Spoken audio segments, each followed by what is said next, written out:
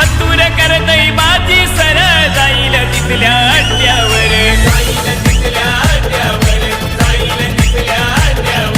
powerful मालक danger Rahul भाईची हाय power Rahul भाईची हाय power Rahul भाईची हाय power गावागावात नावाचा त्यांच्या होतो या गवगवा अरे गावागावात नावाचा त्यांच्या होतो या गवगवा